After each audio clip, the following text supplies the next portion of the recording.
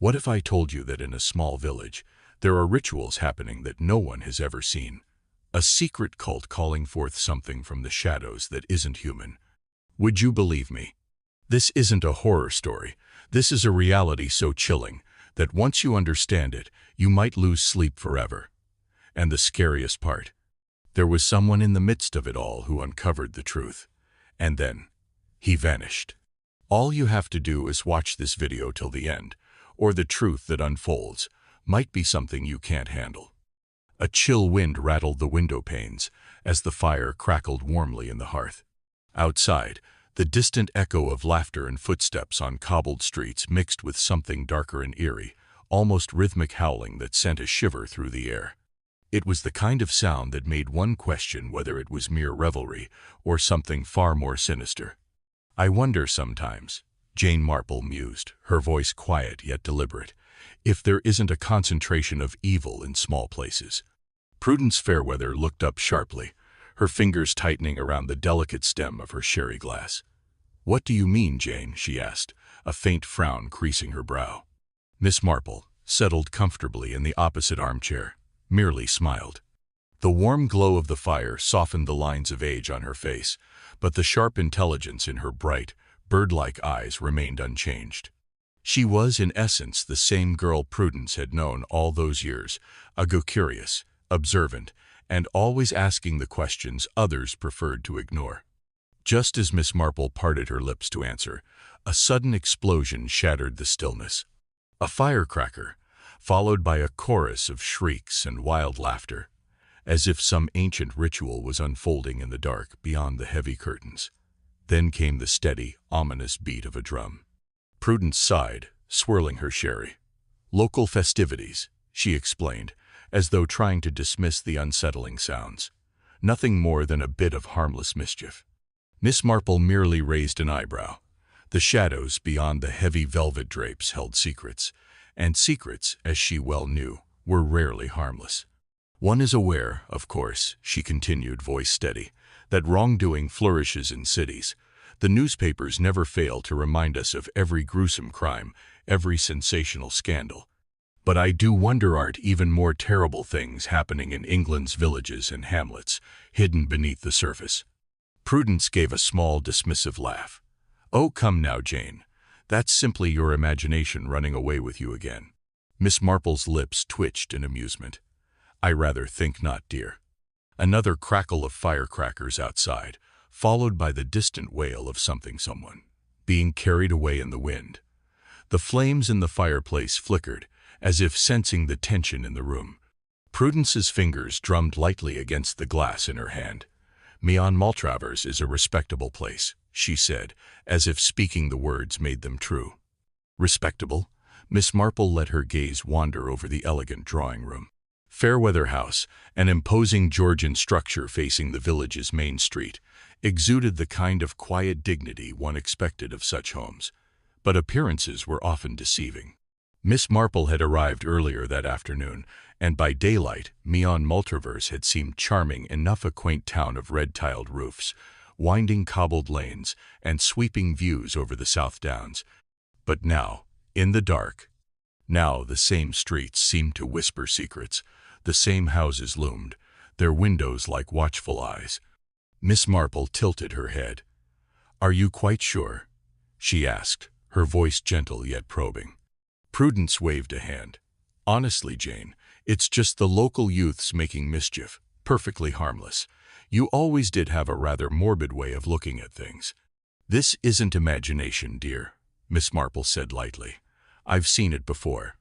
She had been about to say speak of the many terrible things she had uncovered over the years. But before she could, another explosion sounded outside, punctuated by a low, rolling laughter that didn't seem entirely human. A hush fell between them.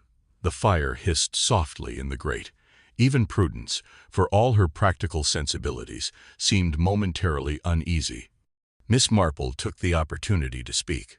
"People knowing one another's business, that's part of it, you see. In small places, there's no anonymity. Secrets fester. Old grudges linger. And boredom, well, boredom can be a dangerous thing." Prudence's expression tightened. "I've been made to feel very welcome here, Jane. Since I lost poor George 15 years ago, the village has been nothing but kind to me." Miss Marple glanced toward the mantelpiece, where a framed photograph sat in quiet tribute. A younger Prudence smiled beside Alice, her daughter from her first marriage, and the late George Fairweather. The last time Miss Marple had seen them was on a tour of the Norwegian fjords. George had been a frail man, his complexion mottled like a wind-fallen apple, and Alice had been lovely, dressed in fine clothes that seemed just a little too extravagant for one so young. She turned back to Prudence. "And Alice, where is she now?" Prudence hesitated for only a fraction of a second, just long enough for Miss Marple to notice. "Oh, she lives just outside the village now," Prudence said, her voice measured. "Married, settled." Miss Marple smiled gently, but she had learned, long ago, that the most important details were often the ones left unsaid. Outside, the drumbeat continued, low and steady. The wind howled. And somewhere in the shadows of Meon Maltravers, something one was watching. Waiting. The fire cast long, flickering shadows against the drawing-room walls, filling the space with a deceptive warmth. Outside, the laughter and drumming had faded to a low murmur, but the presence of something unseen still lingered like a whisper just beyond the edge of hearing. Miss Marple took a careful sip of her tea, her fingers lightly tapping against the delicate china cup. "And Alice?" she prompted. "Where is she now?" Prudence's smile was thin, her expression carefully neutral. "Oh, just outside the village. She married Sir Henry Tyson, a local landowner. They're quite the toast of Meon Maltravers now." Miss Marple gave a polite nod, but something in her friend's tone made her pause. Quite the toast. There was something almost rehearsed about the phrase. It was a statement meant to assure, rather than to inform. She set her cup down with deliberate care. "You really are part of things here, then?" she asked, her voice light but her gaze keen. "In my experience, in such places, one is often considered a newcomer for decades, before being truly accepted into the fold. 15 years is barely the blink of an eye." A flicker of something crossed Prudence's face. Annoyance. Amusement. It was gone before Miss Marple could be sure. Instead, Prudence straightened, lifting her chin. "I am head of the parish council, Jane," she said, as though that settled the matter entirely. Miss Marple merely inclined her head, a small, knowing smile playing at her lips. She had encountered many people who believed that titles and committees granted them authority. But being accepted was quite different from being tolerated. Prudence took another sip of her sherry, then continued in a tone that was almost too casual. "Besides, I'm hardly the one who stands out here. We have a much newer addition to the village, a certain choir mistress who has set tongues wagging." Miss Marple leaned forward slightly, her curiosity piqued. "Oh?" Prudence pursed her lips. "Foreign, for one thing, French." "Really?" Miss Marple's voice remained mild, but she tucked the information away carefully. "Younger, at least, under 40. Not quite a girl, but close to Alice's age. She used to be an opera singer, rather successful from what I hear. But then, well, there was trouble. Something to do with her vocal cords. Had to leave the stage in disgrace.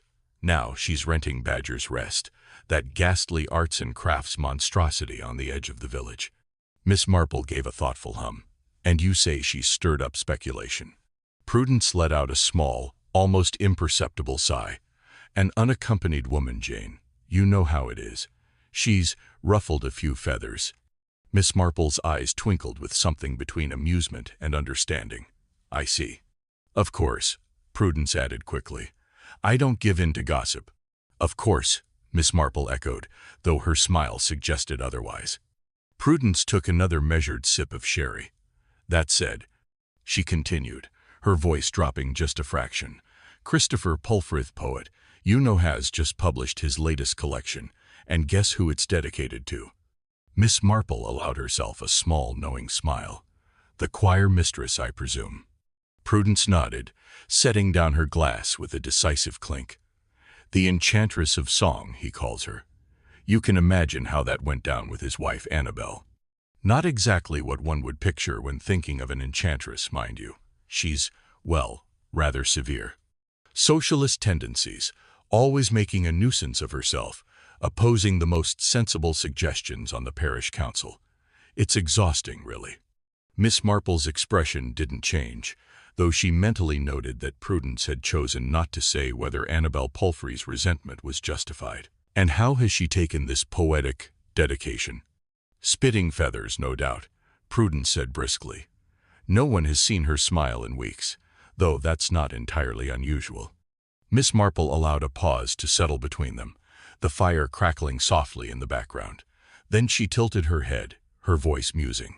I wonder why she chose to come and live here. Prudence blinked. Annabel? No, dear, the choir mistress. A silence fell. Not an uncomfortable one, but a thoughtful, lingering pause that carried the weight of an unspoken question. Prudence gave a small, forced chuckle. Oh, it's not so out of the way as all that, she said lightly.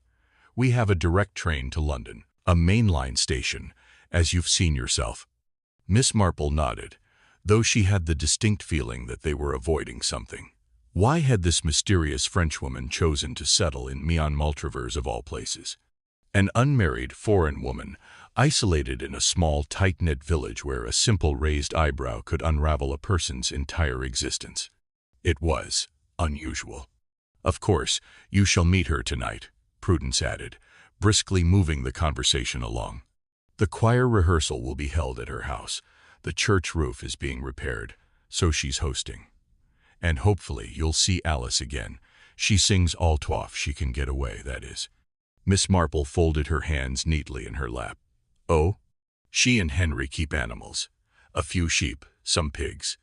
Prudence paused then, as if realizing that sounded too rustic. She straightened slightly. Of course, Henry is very much a gentleman farmer, she added firmly.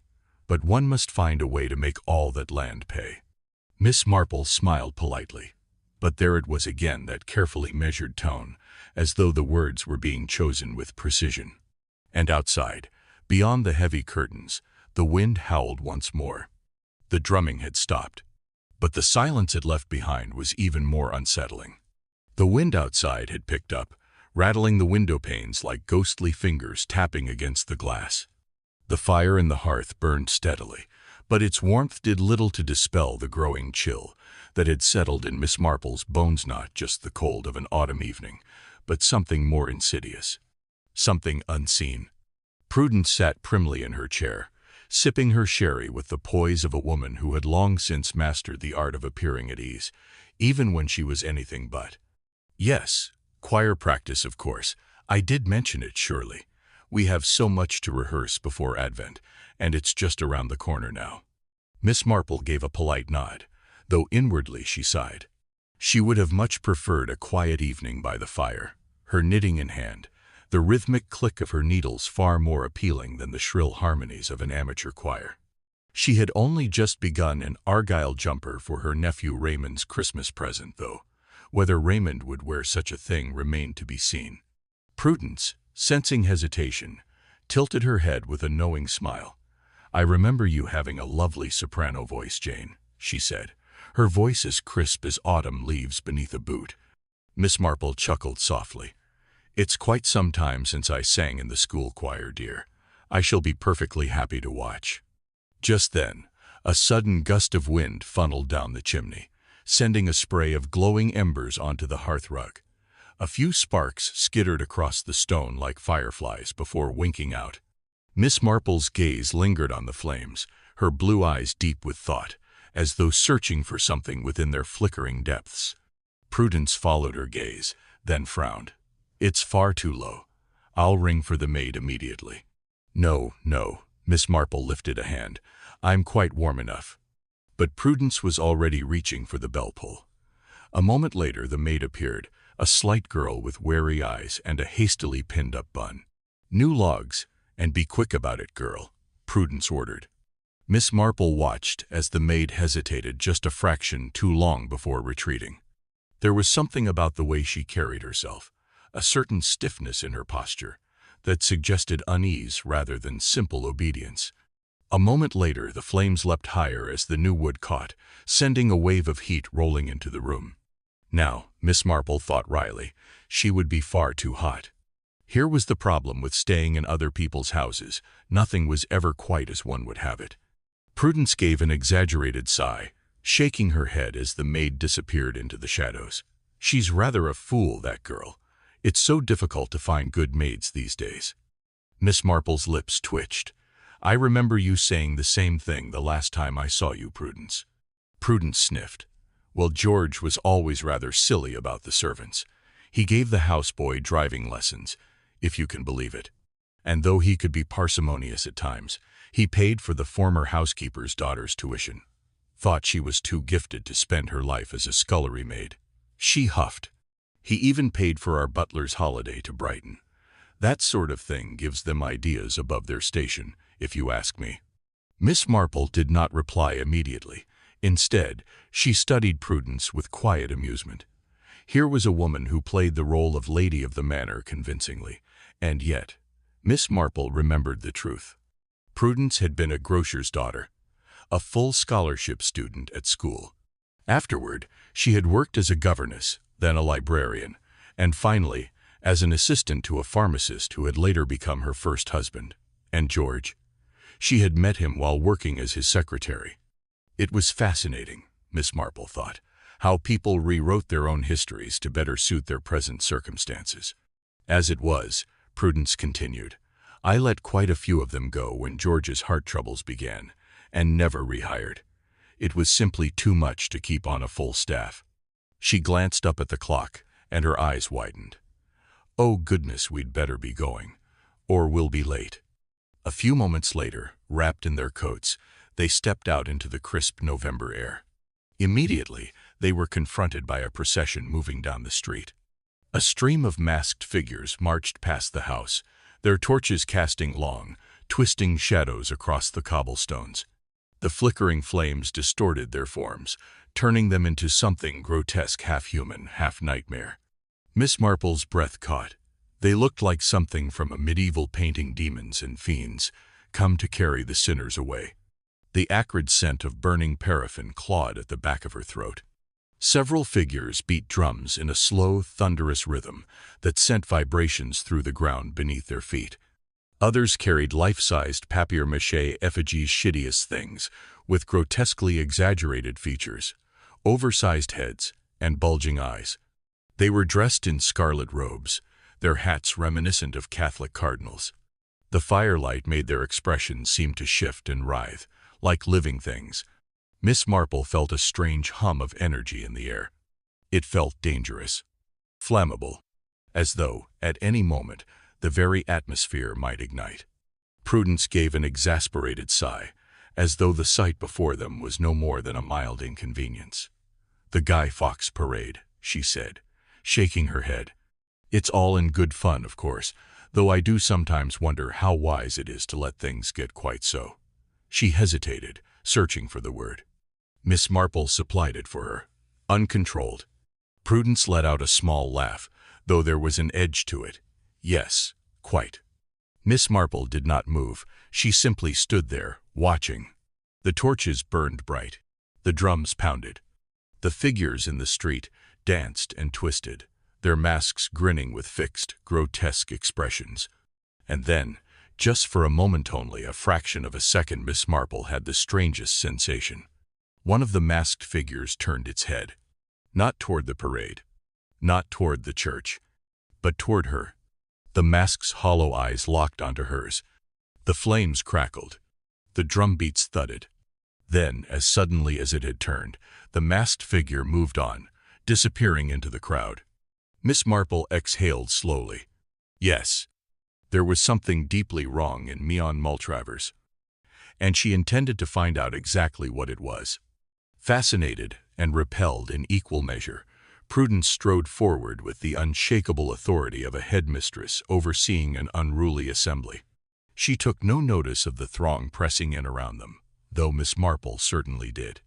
They were engulfed in the procession, swallowed by the sea of masked figures and flickering torchlight.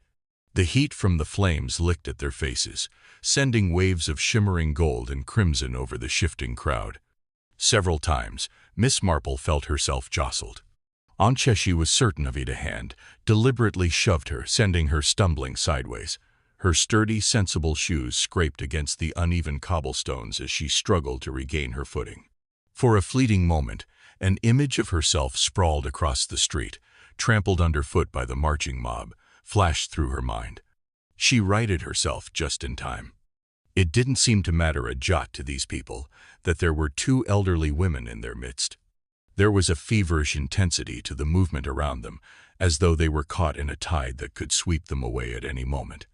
The whoosh of paraffin torches punctuated the night air, their flames swaying dangerously close to the mass of faceless bodies. The rhythmic pounding of the drums was relentless, reverberating through the very stones beneath their feet. Miss Marple felt a chill not from the November air, but from something else. Something primal. Something wrong. She cast a glance at Prudence, but her companion remained unshaken, forging ahead as though they were merely maneuvering through a crowded market square. Only when they finally managed to break free from the flood of bodies and stood safely on the other side of the road did Miss Marple release a slow breath. She turned back to watch the procession move past, her sharp blue eyes taking in every detail. The grinning masks, the leering, exaggerated features of the effigies, the young men clutching their torches with almost frenzied fervor. She shook her head. "I don't understand," she said at last. "Guy Fawkes' night was 2 weeks ago. We had a bonfire in the fields by St. Mary Mead Doctor. Haydock contributed some Roman candles, and Griselda Clementour Vickers' wife produced some sort of spiced wine. Oh, what was it called? Something foreign." She pursed her lips, thinking. "Glühwein. Yes, that was it. Delicious, though perhaps a touch too much cinnamon. Of course, I didn't stay long, far too cold." Prudence chuckled, though her eyes remained on the parade. "Ah, but they do things rather differently in Meon Maltravers." There was something in her tone that made Miss Marple glance at her sharply. Prudence continued, her voice dropping just slightly, "A little like the Cornish, in their own peculiar way. Tonight's revels commemorate not the failed Catholic plot to blow up Parliament, but rather the immolation of 17 Protestant martyrs, burned at the town cross. It's why they burn the cardinal's figurines, you know." Miss Marple frowned. 17 martyrs. Prudence nodded, her expression unreadable. "Oh yes, it happened centuries ago, of course, but some folk around here have long memories." Miss Marple's gaze drifted back to the figures in the street. The flames flickered, throwing grotesque shadows against the buildings. "Revenge," she murmured almost to herself. "Revenge and the settling of scores." She knew from experience that the past never truly remained buried. Not in villages like these, not where old grievances festered like wounds that had never properly healed. Prudence let out a dry little laugh. "Well, though the score here is so many centuries old, it's predominantly the youths of the town that are involved. And let me tell you," she added, casting a disapproving eye over the masked figures, "religion has very little to do with it anymore. It's more about," she hesitated, "rivalries, tradition, the need to feel part of something, I suppose." Miss Marple's lips pursed. There was something else in the air tonight. Something beyond history, beyond youthful rebellion. Something simmering just beneath the surface. Prudence exhaled sharply and squared her shoulders. "In any case, it seems rather fitting that we should be going to choir practice tonight, a bastion of Christian righteousness in the midst of these pagan goings-on." She turned on her heel and strode down the high street. Miss Marple followed, her footsteps slow and deliberate, her mind whirring like a well-oiled clock. The further they walked, the quieter it became. The revelry faded behind them, swallowed by distance and the creeping hush of the outskirts. "This way," Prudence said at last. "We'll cut through the woodsits, the quickest route to the back of the property." She pulled a small torch from her coat pocket and flicked it on. A narrow beam of light bounced ahead of them, illuminating a winding footpath flanked by towering trees. Now the street had dwindled to little more than a shadowed trail, swallowed by the tangled undergrowth.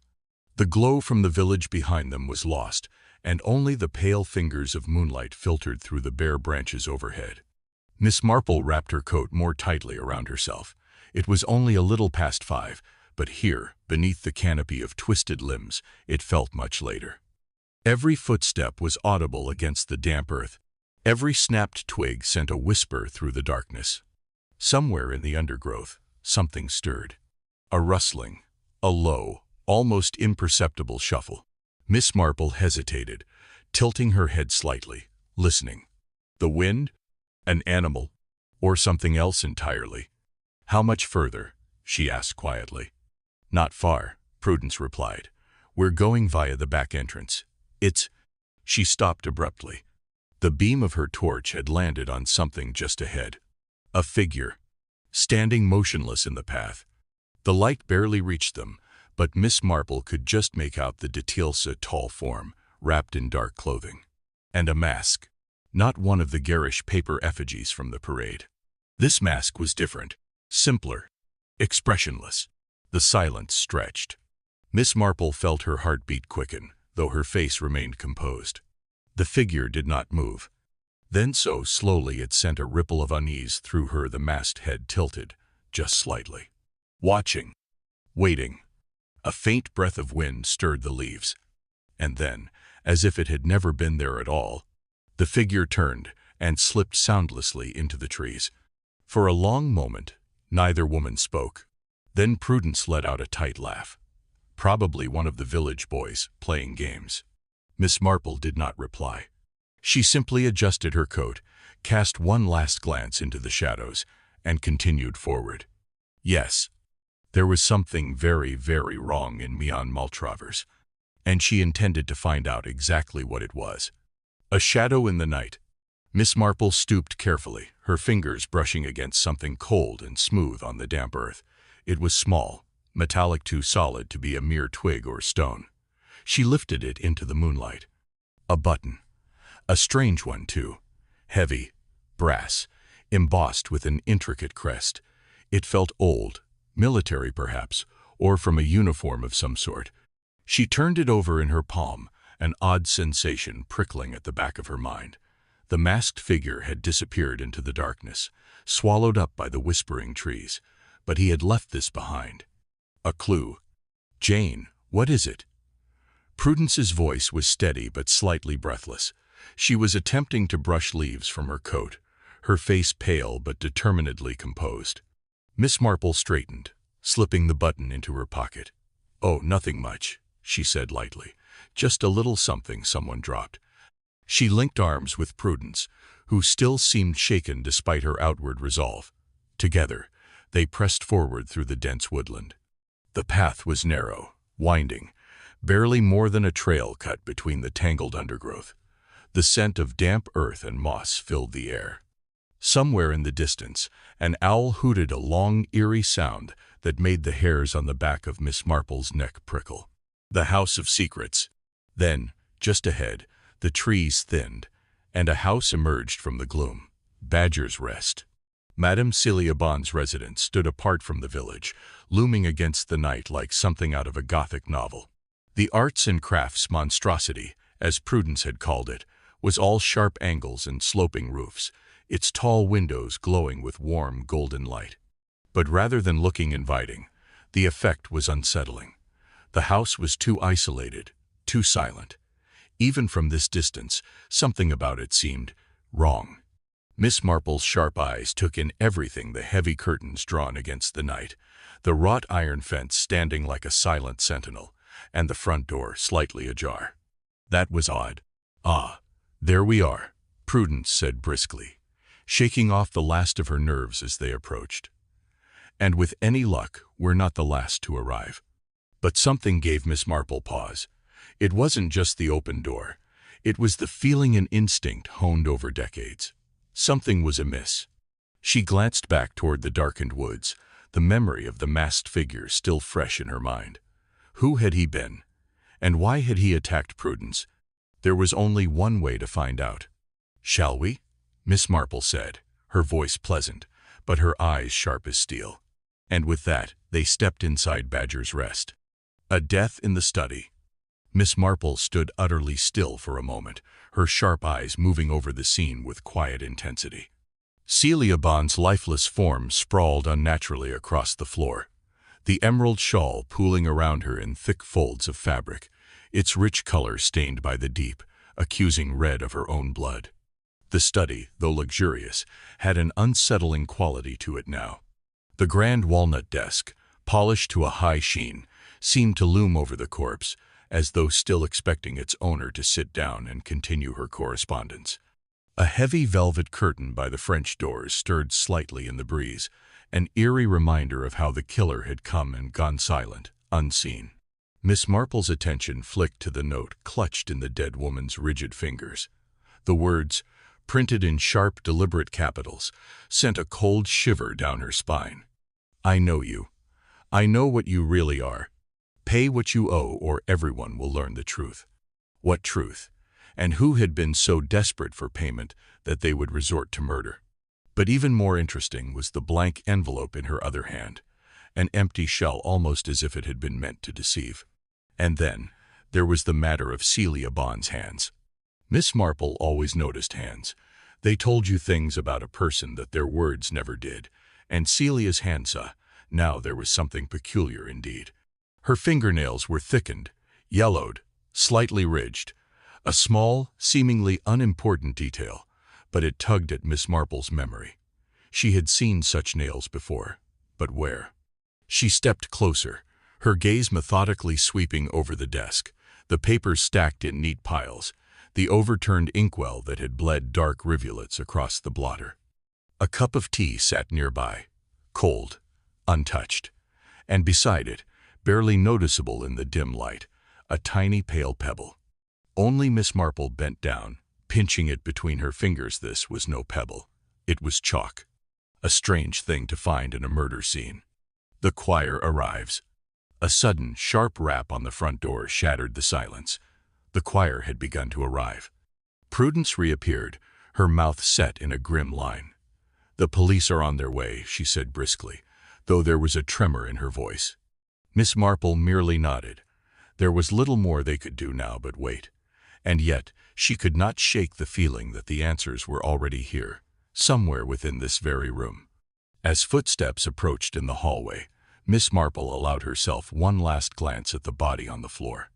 Celia Bond had been a woman of secrets, and someone had just ensured that she would never share them. The suspects gather.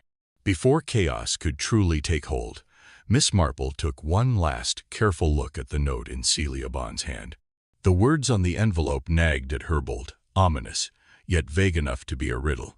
"I know you. I know what you really are." What had Celia Bond done to warrant such a threat? Her gaze wandered over to the desk. Among the scattered papers, one detail stood out: a small pile of unopened envelopes, several stamped with the words "Final Remainder" in bold red ink. Bills, then. Debts unpaid. Had money been at the heart of it? A book lay open beside them, its yellowed pages resting on a poem, My Lady of Shalott. A tragic ballad about a woman doomed by fate, watching the world from a distance, forbidden to partake in it. A curious choice. On the wall, framed photographs of Celia Bond adorned the spaces, snapshots from a once brilliant career, performing on grand stages, receiving accolades. The certificates from the Guildhall School of Music spoke of talent, recognition, success, and yet all that promise had led here to a quiet study in an old house, a bloody end beneath a shawl. On the mantelpiece, something caught her eye: a small, rather cheap-looking tin. It was oddly out of place among the elegant decor. Beside it sat an aged photograph, its image faded and foxed with time. A woman wearing what looked like a white cap. The details were murky, but the photograph had been placed there deliberately. A memento, a reminder of something, of someone. Miss Marple was still contemplating these things when she became aware that she was no longer alone in the room. The little maid had returned. The grief of a servant. She was trembling, but it was more than shock. The girl's eyes were red-rimmed, her face raw with grief. This was not just the reaction of a housemaid to her employer's murder. This was deeper. "Who could have done this?" she asked, her voice breaking. Miss Marple regarded her gently. "I don't know, child, but we will find out." "She were a good mistress," the girl murmured. "Not like others I've worked for. She treated me like a person. She bought me special gloves for cleaning and all. It sounds as though she was very kind to you. She was, Mum. But that's not how they talk about her and me on Maltravers. The girl's face darkened. All sorts of horrible things, they say. She thought someone was spreading lies, making people turn against her. She said she'd get even in the end. The girl stopped abruptly, startled by the sudden sound of hurried footsteps in the corridor. And then, the suspects arrive. A man burst into the study. He was young, pale, and strikingly beautiful in a way that seemed almost too perfect, too deliberate. His dark hair curled slightly at the ends, his lips were full, his expression both haunted and theatrical. A poet, perhaps. Miss Marple guessed that this must be Christopher Palfrey, the one Celia Bond had once taken under her wing. Hot on his heels came a woman, tall, angular, fierce-eyed. Her entrance was sharp, commanding, as though she had no patience for foolishness. This, then, was Annabel Palfrey, the wife. Behind them followed others. A trim, gray-haired gentleman with a thick mustache, his posture stiff with old military discipline. A faded woman, small and withdrawn, dressed in the style of a previous decade, her hands fluttering at her throat. And finally a floridly handsome middle-aged man, his tweed jacket straining slightly at the buttons. His ruddy complexion and robust frame suggested a man used to country life. Miss Marple rather thought this must be Gordon Kipling, master of hounds. They crowded into the study, their eyes drawn to the body sprawled on the floor, expressions shifting between shock, horror, and something else. Not quite fear, not quite grief. Something more akin to fascination. The faded woman gasped, but the sound was strangely breathy, almost eager, like a child watching a firework explode. Kipling was less subtle. "Christ almighty," he blurted out. "Someone's killed thee." "Steady on, man," the mustachioed gentleman interrupted sharply. Kipling swallowed, composing himself. "Very sorry," he muttered. "Damn shocking thing to see." Before anyone could respond, a sudden, low, guttural groan filled the room. It was a sound of raw pain, almost animal-like. All heads turned. The confession. Christopher Palfrey had fallen to his knees before the body, his hands over his mouth, his entire body shuddering. His voice, when it came, was muffled, choked with something between agony and hysteria. "She's dead," he moaned. "She's dead, and I killed her." A stunned silence followed. Annabel Palfrey took a single, sharp step forward. Her face remained unreadable, but her hand landed on Christopher's shoulder, claw-like, tight. Miss Marple noticed the knuckles, white with tension. And she noticed, too, that despite the confession, there was something in Annabel's eyes that looked like disgust, not grief, not panic. Disgust. Perhaps even contempt. Miss Marple folded her hands in front of her and watched. Christopher Palfrey had confessed to murder, and yet she did not believe him. Not for a moment. "The investigation begins." "Get up, you bloody fool," Annabel Palfrey hissed. Her voice was sharp, low, meant for his ears alone. "Get up this second. Remember your heart." Dr. Briggs said no overexcitement. With surprising strength, she hauled Christopher Palfrey to his feet. His face was ashen, his breathing ragged, but Annabel's grip was unyielding. There was a flush high on her cheeks, perhaps from the cold, or exertion, or was it anger? Then, without hesitation, she herself knelt over the body. Her fingers, swift and sure, pressed first to the neck, then to the wrist, checking for a pulse. A curious act, Miss Marple thought. Annabel lifted her head and glanced at the gathered company, almost defensive. "Medical training," she said briskly. "Drove an ambulance in 1918. A useful explanation, but one that could also serve another purpose, to explain away her fingerprints on the corpse. The arrival of the police. "I've called the police," Prudence announced, striding into the room. Her voice cut through the uneasy silence. "They should be here any moment. The station's only a couple of minutes away." She looked around at the assembled group, her expression severe. "And come out of here, all of you. It's positively morbid." As if on cue, a car crunched up the gravel drive outside.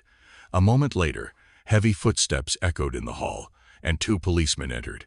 The taller man was unmistakably the one in charge. Everything about him seemed curated to fit an image's broad shoulders wrapped in a heavy overcoat, his hat pulled low over dark shadowed eyes, his jawline stark and angular, like something out of a Raymond Chandler novel. Miss Marple almost smiled, a policeman playing at being a detective.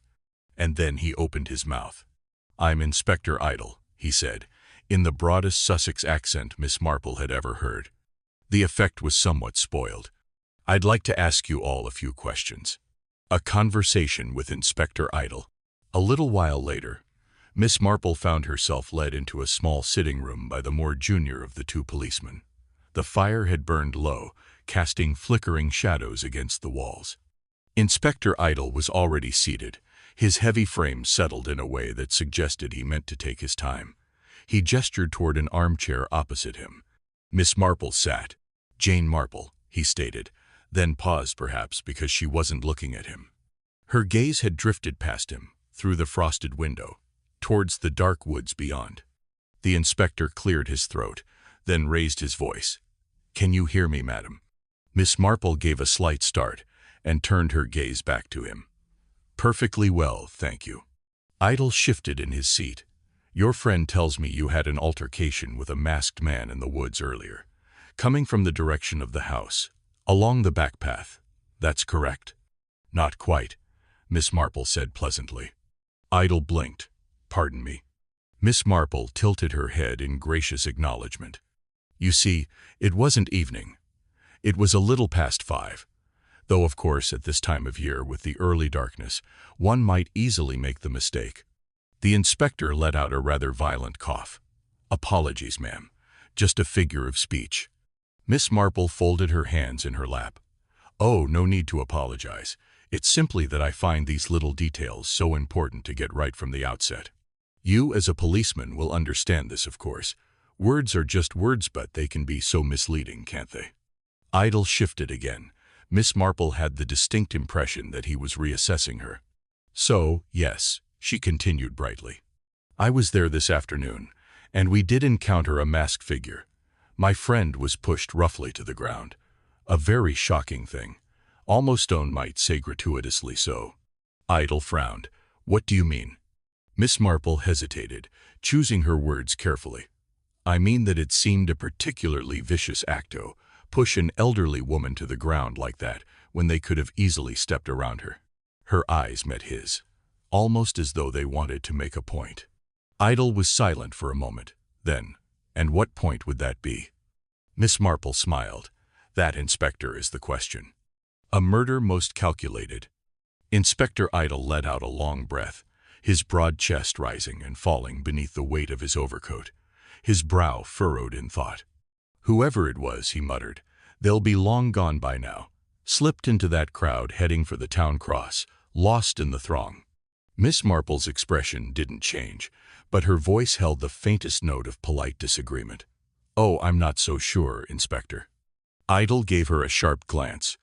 "That is precisely what they would want you to think, of course," she continued, folding her hands in her lap. "A rather convenient assumption, if I may say so. But if we presume our masked figure was indeed the murderer, and that is an assumption, mind you, then we must consider something rather interesting." Idle arched a skeptical brow. "According to prudence, many of those who had a real quarrel with the victim are right here, in this very house. Don't you see? The murderer wouldn't need to disappear into the crowd. They never had to leave at all." The room was silent. Even the junior constable had stopped scribbling. Miss Marple went on, her voice calm, measured. "It would have been a rather clever conceit, disguise oneself as one of the revelers, commit the murder, then simply shrug off the costume and return here in one's ordinary clothes, just in time for choir practice. As if nothing had happened." Idle scratched his chin, deep in thought. "So," Miss Marple added with a pleasant smile, "if you'd care for my 2 pennies worth, Inspector, my advice would be to search the woods, near where Prudence and I encountered our masked figure. Look for discarded clothing, for any sign that someone changed there." Idle turned toward his junior officer, who sat perched at the edge of a chestnut chase, his notebook still open. The two policemen exchanged a wordless look. The junior constable nodded. "I'll put in a call to Huntington Station," he said. "See if they can spare some men for a search." A note in the dead woman's hand. Idle turned back to Miss Marple, arms crossed. There was a note found in the victim's hand. Miss Marple nodded. "Yes, I saw it. A rather threatening message." "Quite so." Idle studied her. "You're not from these parts, are you?" Miss Marple smiled. "No, Inspector. I live in St. Mary Mead. Have you heard of it?" Idle grunted. "Can't say I have." "No? Well, it's not a particularly well-known place. A small village. Rather charming." Idle shifted impatiently. "Right. Well, since you're not local, I suppose you wouldn't have any idea who might have sent that note." "Oh, but I do." Idle blinked. "Pardon?" Miss Marple tilted her head slightly, as if indulging a particularly slow pupil. "The envelope tells us everything, Inspector." Idle frowned. The envelope was blank. Miss Marple's eyes twinkled. "Precisely." There was a moment of silence. Then, "More than blank, Inspector. It was pristine, unused." Idle still looked uncertain. Miss Marple continued kindly, as if explaining something to a rather dull but well-meaning relative. "It had not yet found its intended recipient, because you see it was never sent." The room seemed to hold its breath. "The victim was the author of the note," she said softly. "She was blackmailing someone, and when she was murdered she had been preparing to send it." A long silence followed. The only sound was the quiet crackle of the dying fire. Inspector Idle breathed heavily through his nose. Finally, he muttered, "Bloody hell." Christopher Pulfrey's outburst. Idle took a deep breath and straightened, regaining his composure. He glanced at his junior officer. "We've had several witnesses tell us something rather interesting," he said.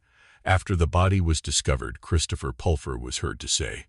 The junior constable flipped a few pages in his notebook, then cleared his throat. "She's dead, and I killed her." Idle turned back to Miss Marple. "Is that correct?" Miss Marple nodded. "Yes, indeed. He did say those words." Idle's eyes gleamed. "Well then, that sounds rather like a confession, wouldn't you say?" Miss Marple gave him a mildly amused look. "Oh, I don't think it was a confession at all." Idle's brow furrowed. "You don't?" Miss Marple's voice took on the patient tone of a schoolmistress. "Inspector, I'm afraid you must remember creative types can be quite dramatic. My own nephew Raymond is a writer, you know. And these artistic men, they do have a habit of making everything about themselves." Idle snorted. "Poets." Miss Marple gave a delicate cough. "Quite." Idle frowned. "And how do you make sense of Pulfrey's reaction, then?" Miss Marple's eyes twinkled. "Oh, Inspector, that's very simple." She leaned in slightly. "Christopher Pulfrey recently dedicated a poem to Celia Bouton." Idle raised an eyebrow. "So?" "So," Miss Marple said serenely. "His grief is not necessarily guilt. It may simply be that Celia meant something quite personal to him, and now she is dead." She folded her hands neatly in her lap. "A poet's despair is not always a murderer's regret, Inspector." Miss Marple's fingers moved deftly over her knitting, though her mind was fixed on far weightier matters. Celia Bond, a woman of deception, a woman whose past was perhaps not quite as it seemed. The dining room held a strange, hushed tension, the sort that lingers after a shock so great that no one quite knows what to say next. The long wooden table, too large for the room, seemed to loom between them like an unspoken accusation. Christopher Pulfrey sat white-faced and trembling, his hands clasped tightly in his lap. His wife, Annabel, sat beside him, her spine rigid as an iron poker, as though sheer force of will could hold him upright. The others, Prudence, Mrs. Prufrock, Colonel Woodage, and Gordon Kipling, were scattered about the table, some watching, some lost in thought. Miss Marple took in every detail, the way Christopher's fingers twitched, the subtle way Annabel's grip on his wrist tightened, the small, knowing nod that passed between Mrs. Prufrock and the Colonel. It was Colonel Woodage who finally broke the silence. "I didn't like the woman," he said abruptly. His voice was gruff, unrepentant. "I'll be the first to say it, cards on the table and all that, and not before any of you say it, because she was French. He paused, as though daring anyone to challenge him. No one did. In fact, he continued, I don't believe she was any more French than I am. Something off about that accent. Some dodgy vowels in there. He shook his head. Nope, I didn't like her, because there was something crooked about her. Something false. A small, almost imperceptible nod passed from Mrs. Prufrock, the former choir mistress, across the table. Miss Marple caught it at once. Ah, agreement. Miss Marple's mind flicked back to the note found in the dead woman's hand. I know what you really are. If her hunch was correct, and she was quite certain it was, then Celia Bond had been calling out someone else's deception. Colonel Woodage was still speaking. I like people to represent themselves honestly, he grunted. I didn't trust the woman, but I wouldn't. He broke off abruptly, his mustache bristling. Wouldn't what, Colonel? Miss Marple wondered. Wouldn't kill her, or wouldn't hesitate to do so if pushed far enough. She let the silence stretch, watching carefully. No one seemed inclined to fill it. Then, quite suddenly, Christopher Palfrey let out a sharp, shuddering breath. His voice, when he spoke, was strained, as though the words pained him. She was. He swallowed. Celia wasn't. Annabelle's grip on his wrist tightened sharply. Miss Marple noticed. She wasn't who she claimed to be, Christopher finished, his voice barely more than a whisper. No one moved. Then, from across the table, Gordon Kipling spoke. His voice was smooth, measured. And how, he said softly, would you know that, Christopher? Annabelle's fingers dug into Christopher's wrist. Tightly, almost warningly. Miss Marple did not miss it. Christopher let out a strangled sound, half protest, half something else. Miss Marple did not think it was fear. It was guilt. And then, very gently, she spoke.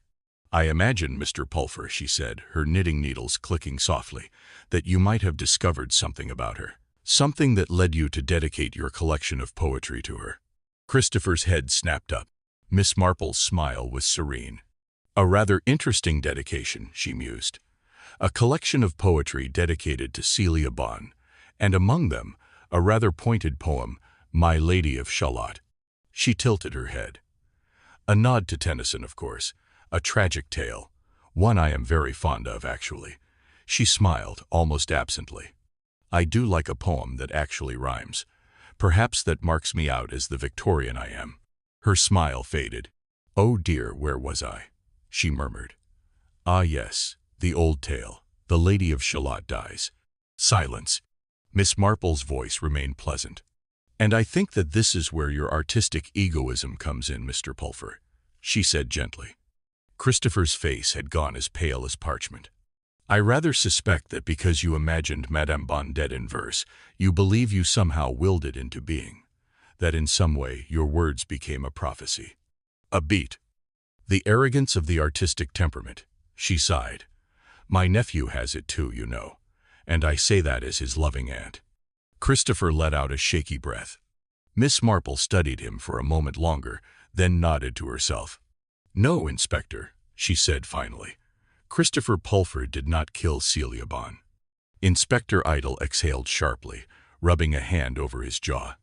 And why, pray, do you say that, Miss Marple? She turned to him, quite composed. Because of his heart, of course. Idle blinked. His heart, Inspector, Miss Marple repeated. Annabel Pulfer reminded him of it when he collapsed by the body, did she not? And I confirmed it with Colonel Woodage while we were waiting to be interviewed. Christopher Pulfer was exempted from active service because of a heart condition. She clasped her hands together, her expression serene. I would be very surprised, Inspector, if he had been capable of tearing through the woods in the dead of night, shoving an old woman to the ground, then slipping back into the house unnoticed. There was another long silence. Finally, Inspector Idle let out a slow breath. Thank you, Miss Marple, he said, sounding both resigned and grudgingly impressed. He turned to his junior officer. Send in Kipling, will you? The younger constable gave a sharp nod and strode from the room. Miss Marple turned her attention back to her knitting, her fingers moving steadily. She had no doubt that Christopher Pulfer was innocent, but that did not mean the murderer was far. The murderer was here, somewhere in this very house, and Miss Marple intended to find them. The atmosphere in the house had changed. It was as if, with the discovery of the murder weapon, something had cracked the carefully maintained facade of genteel propriety that had held these people together. And now, beneath the surface, the truth had begun to ooze out, slow and inevitable, like blood from a fatal wound. Gordon Kipling, usually so self-assured, looked rattled. He had spoken too quickly, too forcefully. "She killed 3 of my hounds," he had said. "I'm certain of it, so some might say it's only just deserts." And then he had stopped abruptly, because at that moment, the door had swung open. The junior policeman stood hesitantly in the doorway, clearing his throat. "We would like to conduct a search of all your effects," he said, with the uncertain air of a man who did not entirely expect compliance. "If you'll submit to it, you don't have to agree, but your refusal will be taken into account." A moment of charged silence. Miss Marple's knitting needles stilled for just a fraction of a second before she resumed, her expression perfectly pleasant. She leaned slightly towards Prudence, lowering her voice. "That means they found the disguise," she murmured, "somewhere in the woods, but not the murder weapon." Prudence's brow furrowed. "What do you mean, Jane?" Miss Marple's fingers moved deftly. "I mean, my dear, that our murderer and your masked assailant is still among us." She cast a quick glance toward Inspector Idle, who had turned thoughtful. "And I rather think Inspector Idle suspects it too." One by one, the household submitted to the search. Miss Marple turned over her handbag without fuss. There was nothing of interest inside, just her knitting, a small purse, and a vial of smelling salts. A sensible precaution. As a woman raised in the late Victorian era, one never knew when such things might come in useful. But even knowing herself innocent, the act of being searched felt faintly humiliating. Afterwards, she and Prudence stepped outside, inhaling the cool night air, feeling an odd sense of release, until the scream tore through the silence. It was half shriek, half howl, raw and furious. "Get your hands off me! How dare you? Unhand me, you fools! This is an outrage!" Miss Marple did not even turn. "That," she said with quiet certainty, "is Annabel Pulfar." Prudence gasped. "Jane, you don't mean—" "Oh, yes. I expect they found the knife in her handbag." The scene unfolded before them in the dim light of the police lanterns. Annabel Pulfar, a striking woman of undeniable elegance, was being led from the house, her hands cuffed behind her. 2 policemen flanked her, but even with her wrists bound, she walked with surprising poise and dignity. Not once did she plead or weep. Not once did she protest her innocence. Even when one of the officers placed a firm hand on her head, guiding her into the back seat of the police car, she held herself with an almost regal composure. Only her eyes betrayed her. They burned with undiluted fury. Prudence turned to Miss Marple. Could that be what Pulfar meant when he said, "I killed her"? That he'd realized his wife had found out about the affair and murdered his lover in revenge? Miss Marple did not answer, because at that precise moment, a pair of headlights cut through the darkness. A car approached, slowing as it neared the house. The driver pulled up just as the police cars began to depart, their engines rumbling softly. Miss Marple squinted into the glow. A familiar face peered out from the driver's side window. Alice, Prudence's daughter, stepped out, her silk scarf and pearls catching the light, a perfect picture of a country gentleman's wife. She glanced about, taking in the scene, her wide eyes brimming with curiosity. "Have I missed the rehearsal?" she asked, stepping forward. "I'm sorry I'm later." Persian cat hurt her paw. A small, pitiful mewing sounded from a wicker carrier on the passenger seat, a pathetic little sound in the midst of all this quiet horror. Alice's eyes flickered to the parked police cars, to the tense expressions, to the way everyone stood frozen, and then she asked, quite simply, "What on earth is going on?" Prudence turned to her daughter, her voice solemn. "Madame Bon has been found dead." Silence. Alice's breath hitched. "Dead?" "Yes," Prudence said heavily. "It's a terrible thing." Alice's gaze darted to Miss Marple. "And the police? Do they have any idea who did it? Miss Marple's expression remained neutral. We believe Annabelle Pulford has just been arrested, Prudence answered for her. Jane is convinced they must have found the knife in her handbag. At that exact moment, the police car carrying Annabelle Pulford pulled away. Alice turned just in time to see the woman herself, elegant, poised, unflinching, vanish into the night. A chill ran through the air. Alice exhaled, her breath visible in the cold. Annabelle Pulford, she murmured. A pause, and then, in a voice far softer, far more thoughtful. But you somehow can imagine it, can't you? Miss Marple said nothing. Because Indidian could, and yet, something was wrong. Something, somewhere, wasn't right. Because if Annabelle Pulford truly had murdered Celia Bond, then why did Miss Marple have the uneasy feeling that this was not the end but only the beginning? Alice's voice carried through the cold night air. Can't you? There's something so ruthless and calculating about her, something rather masculine. She turned to them then, tilting her head in thought before gesturing toward the car. Do hop in. I'll give you both a lift back to Fairweather. Miss Marple shook her head with a polite but firm smile. No, thank you, she said. I'd like to walk, clear my head. Alice frowned. But it's so cold, and besides there might still be a murderer on the loose. There was something pointed in the way she said it. Her eyes flickered toward her mother, then back to Miss Marple, searching her face for something. Miss Marple merely adjusted the gloves on her hands. I'll be perfectly all right, she assured them. Prudence, however, was already shaking her head. Well, I must insist. If you're walking, I'm walking too. Alice gave a small, exasperated sigh and slipped back into the warmth of the car, leaving them to their long moonlit walk. The walk back. The two women took the main drive back to Fairweather House, avoiding the forest. Even for the most level-headed of women, twice was too much. They would not risk the shadowed paths through the trees again. The gravel crunched beneath their feet. Occasionally, Miss Marple would pause, peering into the darkened woods, eyes scanning, as if expecting something. Prudence, standing stiffly beside her, was clearly impatient.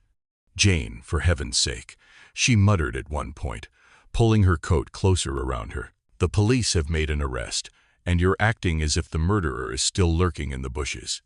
Miss Marple straightened and dusted off her gloves. Perhaps I just like to be thorough. Prudence huffed but said no more. An unsettling dawn. Back at Fairweather House, they shared a light supper before retreating to bed early. But Miss Marple did not sleep. She lay awake for hours, thinking, piecing it together. When dawn broke weakly through the curtains, she rang for tea. As the same young housemaid who had tended the fire the previous day arrived, Miss Marple carefully folded a note and handed it to her. Would you take this to Inspector Idle at the police station?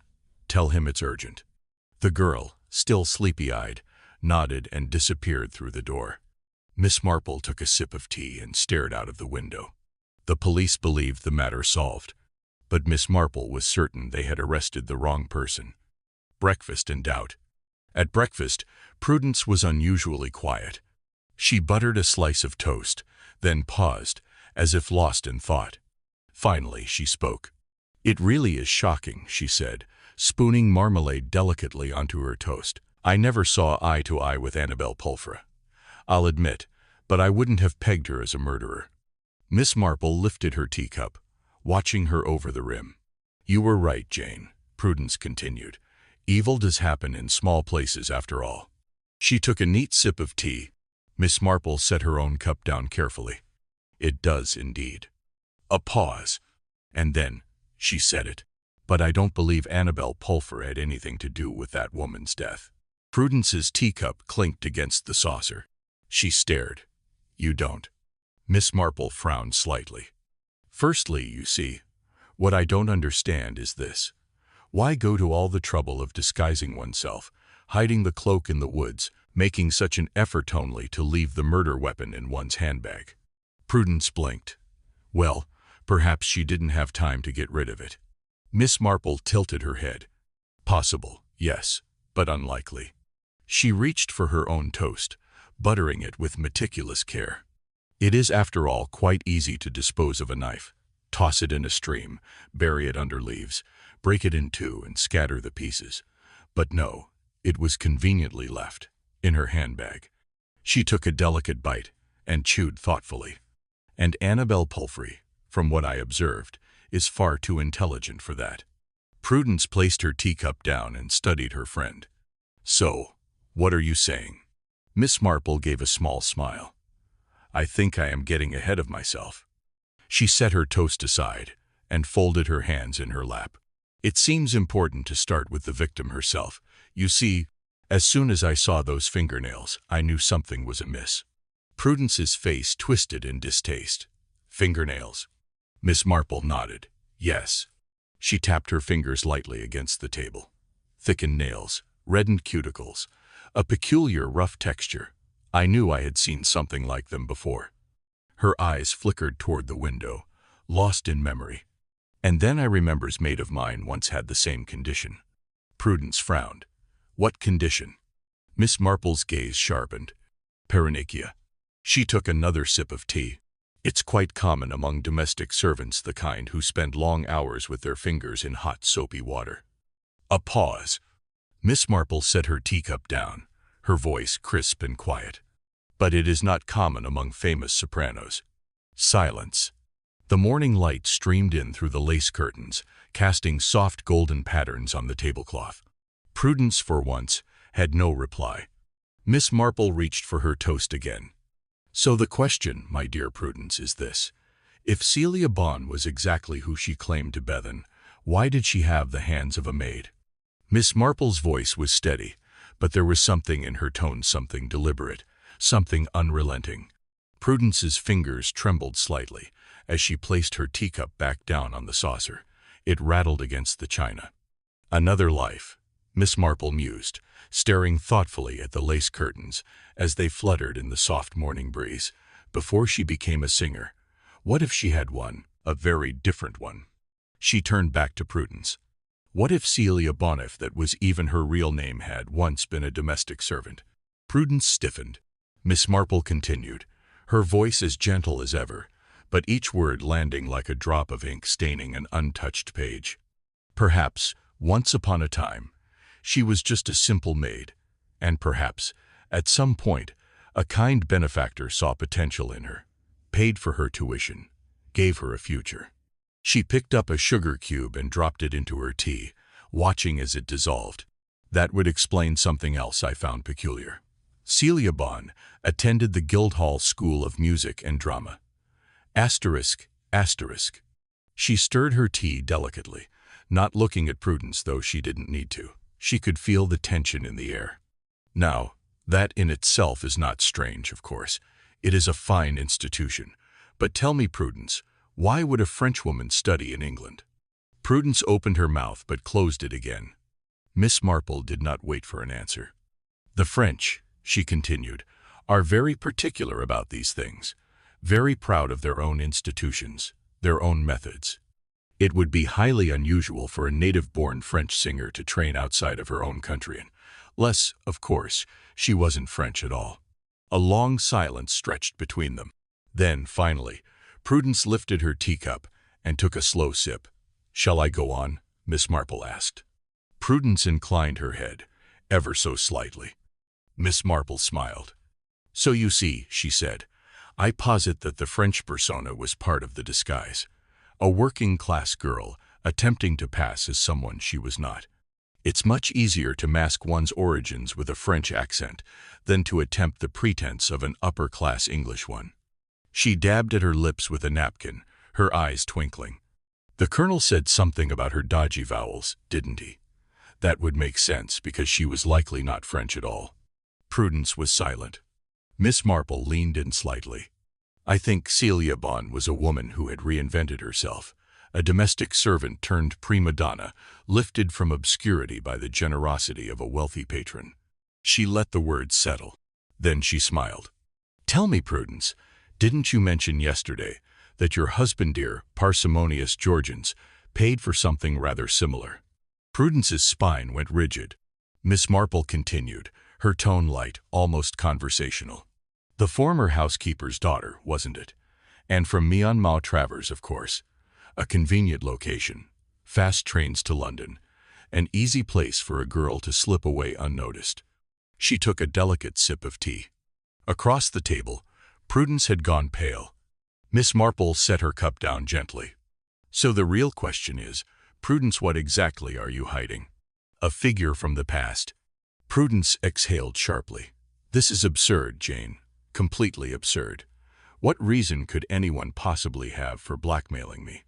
Miss Marple's expression didn't change. Oh, my dear, she said softly. There is one reason that springs to mind. A pause. Then quietly, the fact that you killed your second husband. The color drained from Prudence's face. Her lips parted slightly, as if she might protest, but no words came. Miss Marple continued, watching her carefully. It was the photograph, you see. Prudence's breath came quicker now, shallow and rapid. That photograph of the three of you.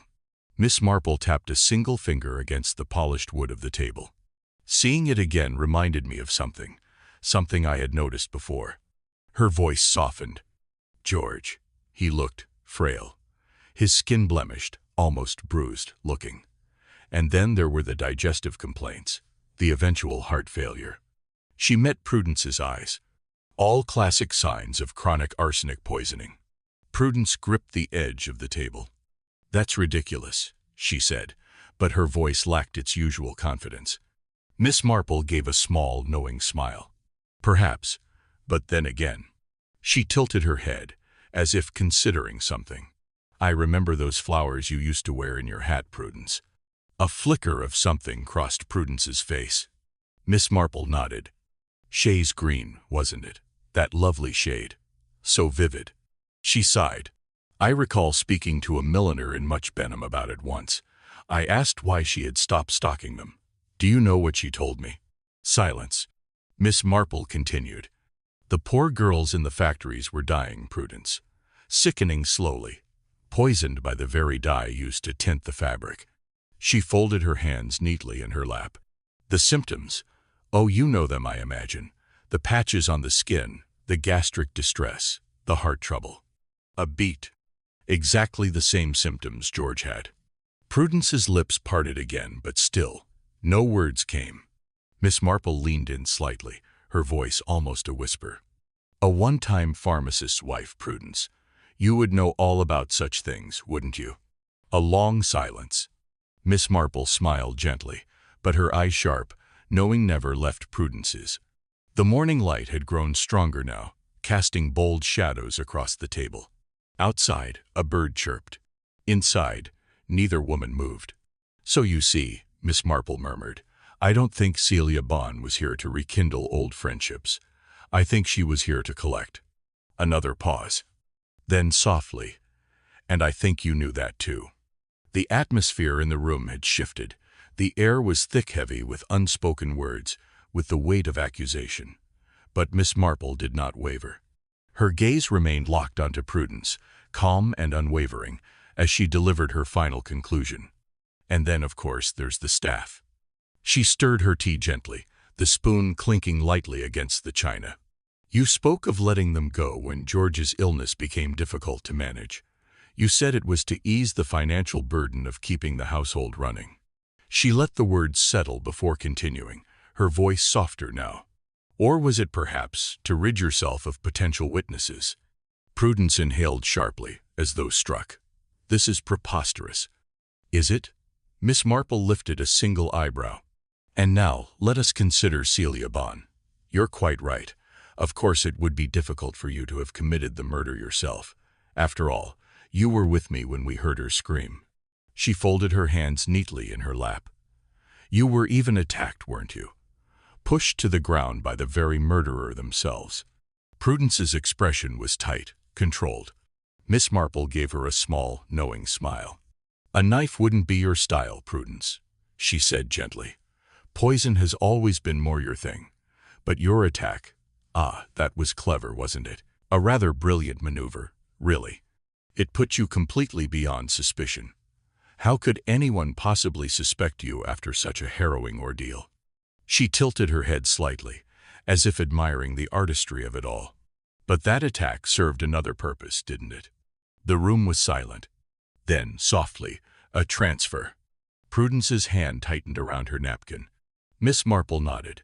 I believe that was the moment the knife changed hands. It was passed to you discreetly in the scuffle, and then, during the commotion, you planted it on Annabel Palfrey. She sighed, almost wistfully. It was quite convenient, really. You'd never liked Annabel, had you? She had crossed you in the parish council. She had defied you. She took a sip of tea. And you never did like dissent. Prudence's lips were pressed into a thin, colorless line. Miss Marple leaned forward slightly. You always were clever, Prudence. You saw the opportunity, two birds with one stone. Frame Annabel for the murder, remove her as a nuisance, and protect yourself all in one stroke. She paused. Then, almost conversationally, but of course, you didn't act alone. The accomplice. A flicker of something crossed Prudence's face too fast to catch, but it was there. Miss Marple's voice softened. What was it you said about your daughter? We've always been closer than most mothers and daughters. A pause, then gently. It's Alice, isn't it? Prudence's fingers curled into fists. Miss Marple exhaled, almost regretfully. Alice is tall. A good fit for the masked figure in the woods, and yet you were careful to describe them as a man when you gave your account to the police. She shook her head. But a pig farmer's wife, gentleman farmer or no, would know how to slit a throat, wouldn't she? A muscle in Prudence's jaw twitched. Alice arrived after the murder, didn't she? Miss Marple mused. In her car. It was all very convenient, but she gave a small, knowing smile. I checked the woods on each side of the drive this morning. Prudence's head snapped up. Miss Marple nodded. Plenty of dark, open spots where one could hide a vehicle. A place where someone could wait unseen. She could have left the car there, slipped through the trees to commit the murder, then returned, rid herself of the costume, and driven up to the house as though she had only just arrived. She gestured vaguely toward the window. It was a risk, of course. The police might have stumbled upon her, but the costume was hidden just carelessly enough to ensure they wouldn't find her first. She sighed. And then she glided up the drive, didn't she? With her little story about the cat, knowing full well the police wouldn't bother investigating something so trivial. A beat of silence. Miss Marple straightened. So you see, Prudence, I know everything. A desperate move. The silence that followed was thick. It seemed to press against the walls, suffocate the space between them. Then slowly, deliberate Prudence rose from her chair. Miss Marple's breath caught. She was holding a knife. Not a murder weapon, not something grand or theatrical. Just the butter knife she had been using a moment ago. But there was something about the way she held it, something cold, something dangerous. Miss Marple sat very still. They were alone. Prudence kept so few staff these days. She was rounding the table now, the knife clenched in her hand. Miss Marple swallowed. A knife might not be Prudence's usual choice, but in desperation, well, Miss Marple suspected she might not be so particular. Slowly, carefully, she rose from her chair. Prudence took another step forward. Miss Marple took a step back. A terrible thought occurred to her, then something she had not considered before. Had she been too confident? Had she miscalculated? Then, ding-dong, the doorbell rang. Loud, sharp. A voice in the hallway, a deep, unmistakable Sussex drawl. Prudence froze. Miss Marple let out the breath she hadn't realized she had been holding.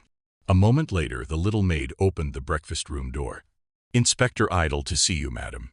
Miss Marple exhaled, and then she smiled. The final reckoning. The golden morning light spilled across the polished oak floor of Fairweather House, its warmth doing little to thaw the icy tension that had settled in the room. The remnants of breakfast lay undisturbed, a half-eaten slice of toast, a silver spoon resting in a shallow pool of marmalade, a delicate porcelain teacup whose contents had long since cooled. Miss Marple sat with perfect poise, her expression serene but her mind razor-sharp. Across from her, Prudence Fairweather had frozen in place, the butter knife clenched in her elegant fingers. But there was nothing elegant about the way she held it. Now knuckles white, grip unsteady. Then, the doorbell rang. A sharp, decisive chime that cut through the thick silence like a blade. The footsteps in the hallway were firm, measured. The door swung open, and a figure stepped inside, filling the room with an air of quiet authority. "Morning, Mrs. Fairweather." Inspector Idle removed his hat, revealing slicked-back hair, the kind that belonged to brooding film noir detectives. His voice was almost lazy, but his gaze was anything but.